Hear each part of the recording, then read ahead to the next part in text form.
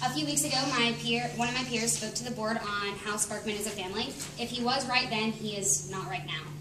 I am not here to speak poorly of him or anyone else. I'm here to express my feelings on how this new high school situation needs to be handled, regardless of if it is even built or not. So you can understand where I am coming from. 4 of my siblings have graduated from Sparkman, and I will be the 5th, and there are 2 more siblings coming after me. I'm in Medical Academy and the theater program. My siblings have been in choir, engineering academy, theater, and the varsity cheer team. So believe me when I say I understand the ramifications of splitting this high school. I understand that these programs would be difficult to duplicate. Now let me explain why Sparkman may have been a family a few months ago, but most definitely is not now. I am scared to address you today, and not because I have a fear of public speaking, but because those who will target me for addressing this topic. They will attack me for what they see as speaking out against Sparkman. This was not a problem before. The new high school has been on the plan for years, with little student or teacher comment. Such is not the case now.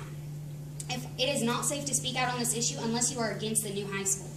I can't tell you exactly what caused this change in the past few months, but I have an idea of some things that have contributed to it. 1, allowing the students to only hear part of the truth, which causes them to be uninformed on the issue. Those officials who speak out on this matter should give all necessary details and not just the ones that make their side of the argument sound better. Using harsh words like dismantled, crippled, and fractured, no one wants to use these words describing their nobody wants to hear these words describing their futures, so students could not hear any positive benefits after hearing these words. Harsh words with negative connotations should be stopped. 3rd reason, being for a new high school shouldn't mean that one is automatically against Sparkman. Because of the emotions that have been riled up, those who support the new high school have been portrayed as betraying the Sparkman family, privileged and stuck up, or haters. That is not so. We have some work to do to reverse these false ideas that have been promoted.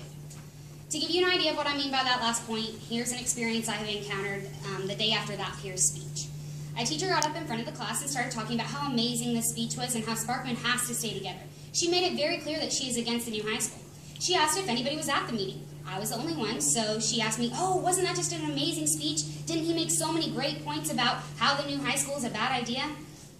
Pause for a moment. Notice how that wasn't a "what did you think" or "what's your opinion?" It was a closed-minded question. I had no room to voice my true opinion. I felt alone. I tried to answer the question without compromising my beliefs. I think I said something about how he was a great speaker, but he could have looked up more. When this teacher saw that I did not agree with her, the discussion was now shut down.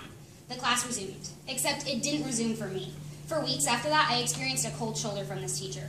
I even had to have other students ask my questions because her replies were so curt. So here's my point. Whether or not the new high school is built or when it is built, it needs to be as painless as possible, and it can be. Why on earth should we want to fracture and dismantle a community? It seems like some of the words that have been used have been designed to turn the community against each other rather than have peaceful, open discussions. Those of us who genuinely wanted to improve our school experience by adding another school to our community to relieve many overcrowding issues have been labeled unfavorably and cast aside. If we speak up, we are already labeled as whiny and stuck up, so our opinions don't even matter. Our goal as a community should be to do what is best for everyone. We need to remain friends with one another and have each other's backs. If the way that teacher treated me is an example of what you want, then keep using the volatile words and speaking poorly of those who don't agree with you and bicker about the small things. But if you want this community to support each other, then those things have to stop. It doesn't have to be SHS versus Monrovia, just like it doesn't have to be Buckhorn versus Hazel Green. In sports, sure, but not as a community. Buckhorn community members aren't trying to tear down Hazel Green community members, just like the Sparkman community members should not be trying to tear down the Monrovia community members. It will get us nowhere. Instead, let's focus on how this growth will be beneficial and how there will be more opportunity for the students. It will create more chances for kids who have been mediocre to rise to the top and become those achievers.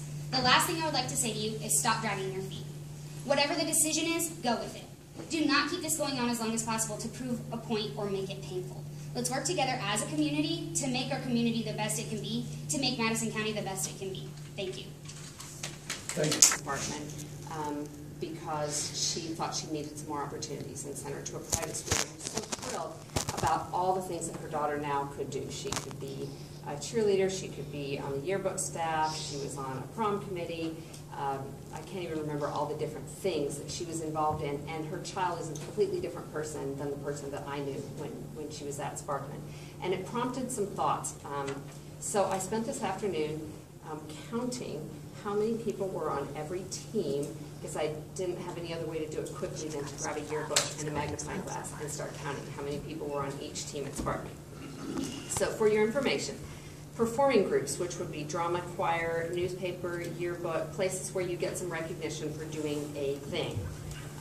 There were 600 places. There were actually about 500 at Sparkman, and then I realized about halfway through that I needed to include Sparkman 9 because a lot of the Sparkman 9 kids are already included on Sparkman teams.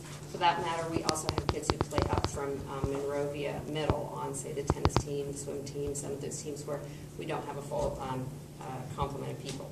So approximately 600 people between Sparkman 9 and Spartan High School could be if there was only one person in each one of these things, which I know is not true because kids who are in drama are also in choir. You know, there's a lot of overlap, band, you know, those kinds of things. 600 out of 2,400 kids, that's 25% of the kids are performing. And in the numbers, probably a little less than that because of the overlap. I counted every sports team, 431 at Sparkman High School, approximately 99 at Sparkman 9 because they have their own girls and boys basketball team, a couple other things. So that was about 22% of the student body has an opportunity to be on a sports team. And then I counted all the club members. That probably was the hardest because they only had names. They were very little. 272 at Sparkman, and I just guessed about 100 at Sparkman 9. And so that's even less, about 15% of kids. Now, even if only one kid did each thing, so I added 600 plus 530 plus 372, 62%, if there was no duplication whatsoever, of the kids would be represented on any of these activities. That means 40% of our kids are not doing anything, so to speak.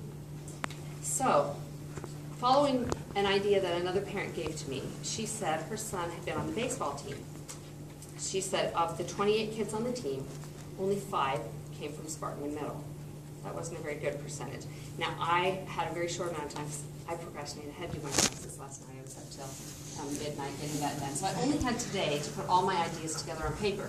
So I could only go with the people that I knew. I knew about the baseball team. I knew about the cheer team because Matt did that for 4 years. And then I emailed Miss A and asked her. She said approximately 2 to 4 children at a time generally are on the cheer team. So that would be 10 to 20% from Sparkman Middle versus the rest of the population. In drama, I took an informal poll. I asked all the kids in musical, 65 of them, how many of them came from Spartan Middle? 11 out of 65.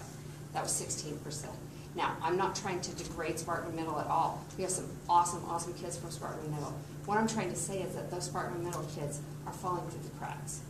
They're not having all the opportunities because they're just sitting aside while these other kids are stealing the opportunity, are moving ahead. That's why I want there to be 2 high schools, so that all of those kids can do things.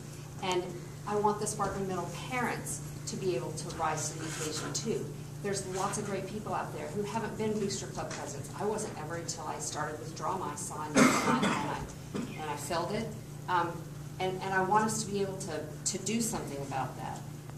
This is a chance. Having a new high school is a chance for the people at both of these schools to find new talent, to recruit new kids, to not have just the same old kids doing the same things over and over. We have an opportunity for more kids to shine, and I really honestly believe that. We don't need more, I had to write it down, little fish in a big pond. We need more big fish in small ponds, so I want to build more ponds. That's what I want to see. So what can we do? Oh, time's up. Sorry. I could email you later and tell you. Thank you.